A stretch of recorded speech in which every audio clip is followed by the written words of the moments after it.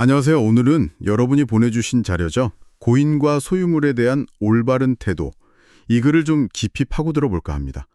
이게 우리가 세상을 떠난 분들이나 아니면 우리가 가진 물건들에 대해서 생각하는 방식이랑은 꽤 다른, 어쩌면 좀 놀라운 관점을 보여주더라고요. 네, 맞아요. 그 글이죠. 이게 단순히 잘 보내드리자 이런 감상적인 얘기가 아니고요. 우리가 고인을 기억하는 방식 자체가 그분들의 사후 여정이라고 해야 할까요? 이 글에서는 영적 발달이라고 표현하는데 거기에 직접 영향을 줄 수 있다, 이런 주장을 해요. 그러니까 우리의 기억이요? 네, 우리의 기억이 때로는 그분들을 이렇게 붙잡아두는 역할을 할 수도 있다, 이런 거죠. 와, 그 부분요. 기억이 발달을 방해할 수 있다니 이게 선뜻 받아들이기는 조금 어려울 수도 있겠다 싶어요. 그래서 오늘 저희는 이 글의 핵심 주장이 뭔지 좀 명확하게 알아보고 또 이 독특한 관점이 여러분 생각에 어떤 질문을 던질 수 있을지 같이 한번 이야기 나눠보려고 합니다. 자, 그럼 먼저 고인에 대한 태도부터 좀 볼까요? 네. 이 글에서 가장 좀 세게 다가오는 주장이 이건데요. 고인의 어떤 지혜나 좋은 행동에서 교훈을 얻으려는 거, 그런 거 말고요. 그런 목적 없이 그냥 계속 떠올리는 건 오히려 그분들의 영적 성장을 좀 방해하는 그림자를 만들 수 있다. 이런 거예요. 그림자요? 네. 모든 사람은 각자 자기 길을 가는 별과 같아서 서로의 운명에 간섭하면 안 된다. 이런 비유를 쓰더라고요. 여기서 말하는 영적 발달이라는 건 아마 이 글의 맥락을 보면 영원히 육신을 떠난 다음에 거치는 어떤 성장 과정, 그런 걸 의미하는 것 같아요. 잠깐만요. 그럼 그냥 정말 소중했던 사람을 그리워하는 그 마음 자체도요. 그게 의도치 않게 그분들 길에 좀 장애물이 될 수도 있다 이런 말인가요? 와, 이건 진짜 네, 좀 그렇게 해석될 여지가 충분하죠. 그래서는 우리의 그런 강렬한 기억이나 감정이 고인을 그분들이 지금 있어야 할 그 발달 단계에서 잠시 이렇게 끌어낸다고 표현해요. 우리 생각에 반응하게 만든다는 거죠. 끌어낸다. 네. 이게 반복되면 그분들의 여정이 좀 늦어진다 이런 설명이고요. 심지어는 이 글은 소위 보편적 법칙이라고 하면서 개개인의 운명은 스스로 책임져야 한다는 큰 원칙 아래서 망자의 구원을 비는 기도조차도 실질적인 효과는 없다고 꽤 단호하게 말해요. 기도까지요?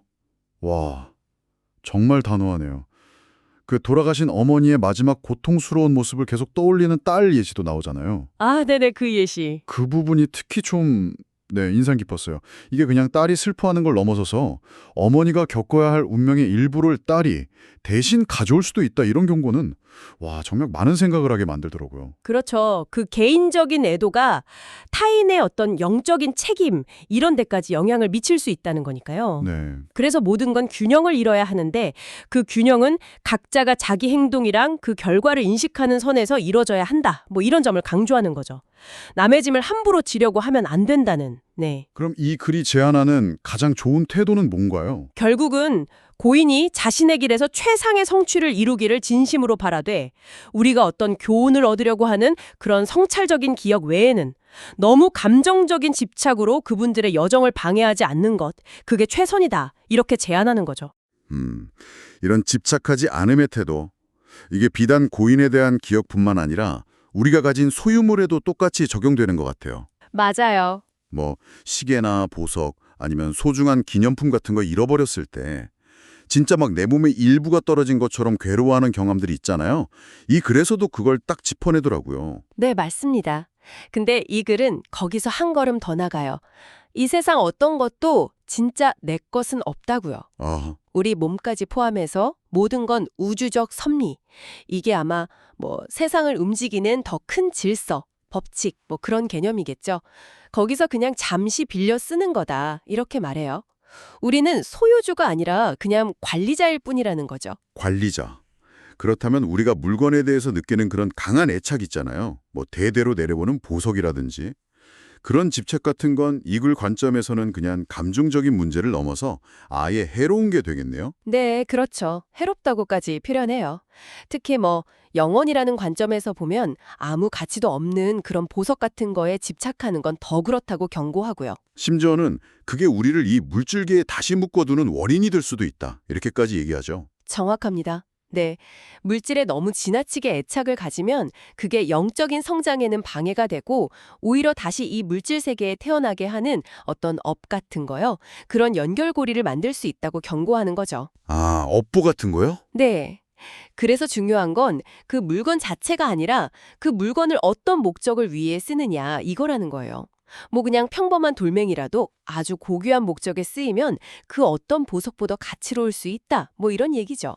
핵심은 어떤 것에도 마음이 묶이지 않는 상태, 무집착, 이걸 강조하는 거고요.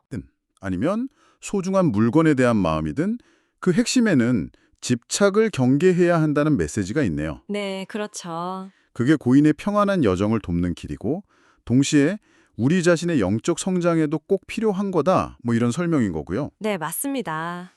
삶에서 우리가 만나는 모든 것들 있잖아요.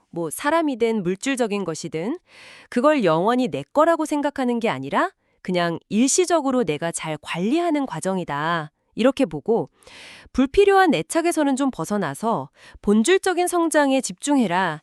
이게 이 글의 궁극적인 제안이라고 볼 수 있겠습니다. 자, 그럼 여기서 마지막으로 이런 질문 한번 던져보고 싶어요.